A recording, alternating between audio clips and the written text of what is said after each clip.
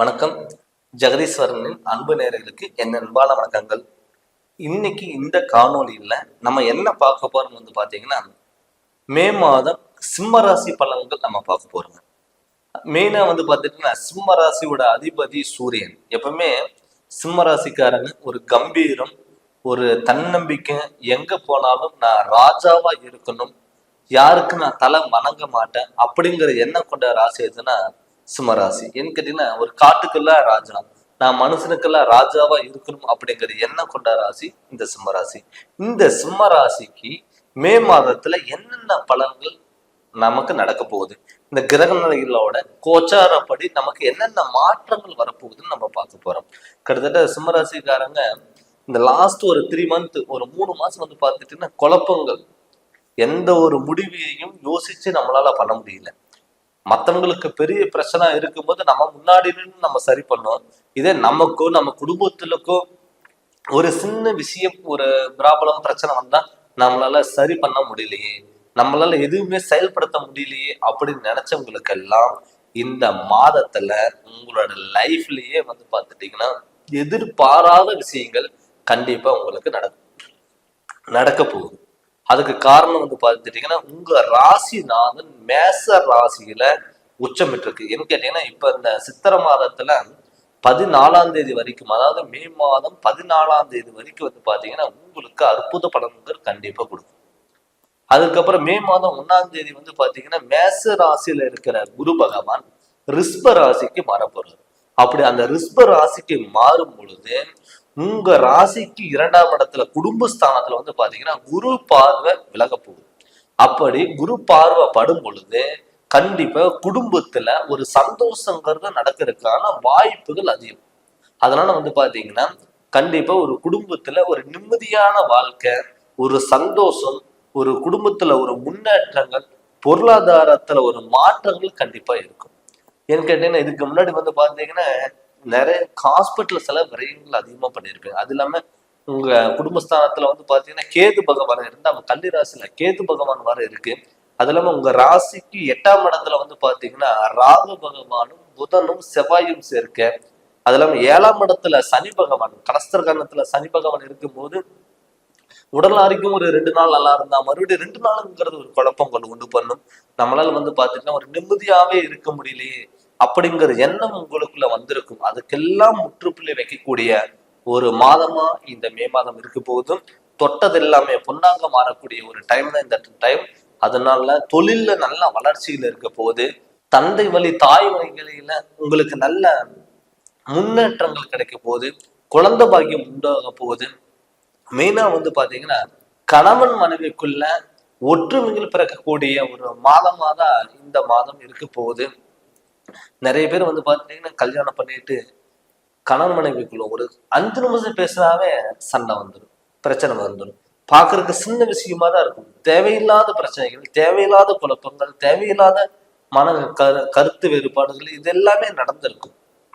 அதுக்கான முற்றுப்புள்ளி வைக்கக்கூடிய ஒரு மாதமா இந்த மாதம் இருக்க போகுது. அதனால கணவன் மனைவிக்குள்ள ஒரு அந்யோன்யம் பிறக்கக்கூடிய ஒரு மாதமா இந்த மே மாதம் இருக்க போகுது.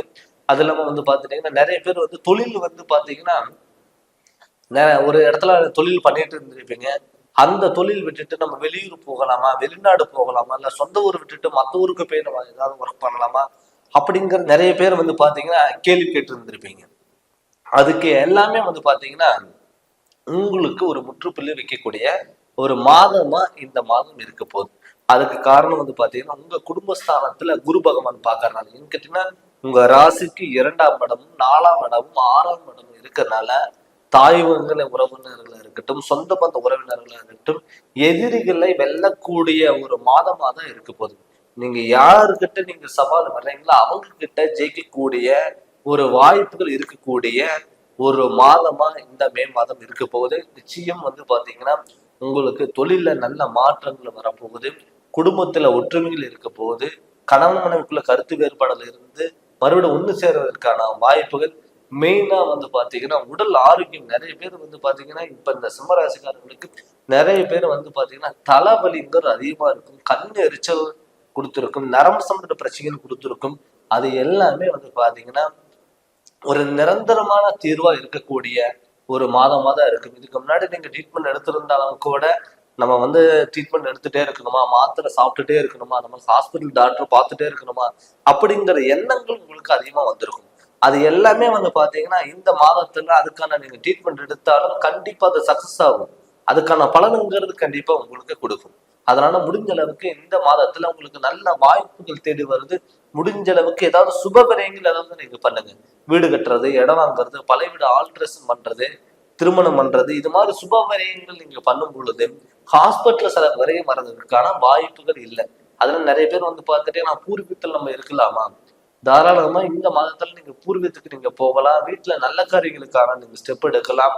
உடல் ஆரோக்கியத்துல நல்ல முன்னேற்றங்கள் வரும். வண்டி வாகனங்கள் வாங்குறதுக்கான ஒரு அமைப்பாகவும் கூட இது இருக்கும். அதனால முடிஞ்ச அளவுக்கு நீங்க வந்து பாத்துட்டீங்கன்னா யோசிச்சு நீங்க நிதானமா நீங்க செயல்படுங்க. கண்டிப்பா உங்களுக்கு நல்ல மாற்றங்கள் வரும்.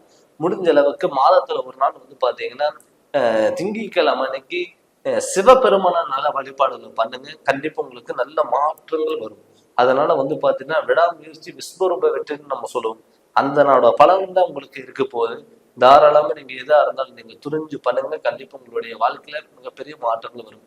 நிறைய பேர் வந்து மாணவ செல்வங்களுக்கு வந்து பாத்தீங்கன்னா எந்த கோர்ஸ் படிக்கலாம், இல்ல வந்து நம்ம படிச்ச மார்க் வருமா அப்படின்னு நினைச்சவங்களுக்கு எல்லாம் கட்டாயம் நீங்க எதிர்பார்த்ததை விட மார்க் நல்ல மார்க் வரும். நீங்க நினைச்ச காலேஜ் நினைச்ச கோர்ஸ் வந்து உங்களுக்கு கண்டிப்பா கிடைக்கும். நிறைய பேர் வந்து பாத்தீங்கன்னா இந்த சிம்மராசிக்காரங்க ஒரு போலீஸ் சம்மந்தப்பட்டது, தலைமை தாங்கக்கூடிய ஒரு பொறுப்பு, அரசாங்க உத்தியோகம் சம்மந்தப்பட்ட தொழில் நீங்க பண்றவங்களுக்கு எல்லாம் இப்போ இந்த இதுக்கான நீங்க ஸ்டெப் எடுக்கும்போது கண்டிப்பா நடக்கும். அதே மாதிரி ஏதாவது கவர்மெண்ட் ஜாப்புக்கு ஏதாவது நம்ம ட்ரை பண்ணலாமா அப்படின்னு நீங்க நினைச்சீங்கன்னா தாராளமா நீங்க கவர்மெண்ட் ஜாப் ஏதாவது நீங்க எக்ஸாம் எழுதுனீங்கன்னா கண்டிப்பா உங்களுக்கு இது நடக்கும். அதனால நீங்க தாராளமா வந்து பாத்தீங்கன்னா நீங்க அதை நீங்க பண்ணுங்க. கண்டிப்பா நல்ல மாற்றங்கள் கண்டிப்பா வரும். அதனால வந்து இந்த சிம்ம ராசியில மே மாதத்துல உங்களுக்கு நல்ல வாய்ப்புகள் இருக்கிறதுனால நீங்க எதா இருந்தாலும் நீங்க துணிஞ்சு நீங்க பண்ணுங்க. கண்டிப்பா மிகப்பெரிய மாற்றங்கள், மிகப்பெரிய செல்வாக்குகள் உயர போகுது. நீங்க எது பண்ணாலும் கோபத்துல எடுக்கிற முடிவு மட்டும் கொஞ்சம் யோசிச்சு நீங்க முடிவெடுங்க. மற்றபடி ஒண்ணுமே இல்லைங்க. இது உங்களுடைய லைஃப்ல ஒரு முக்கியமான காலகட்டத்தை நோக்கி நீங்க வரப்போறீங்க. அதனால வந்து நீங்க நினைச்சது நடக்கக்கூடிய ஒரு மாதமாகவும் கண்டிப்பா இருக்க போகுது. அதனால நீங்க எதா இருந்தாலும் நீங்க துணிஞ்சு பண்ணுங்க. கண்டிப்பா உங்களுக்கு நல்லா இருக்கும். பட் நம்ம என்னதான் இருந்தாலும் ஒரு கிரகநிலை கோச்சாரப்படி இருந்தாலும் கூட தன்னுடைய சுய ஜாதகத்துல நடக்கக்கூடிய திசா புத்திகள் கிரகநிலைகள் நமக்கு எப்படி இருக்கு அப்படின்னு உங்களுடைய ஜாதகத்தை நீங்க கேட்டு தெரிஞ்சுக்கணும்.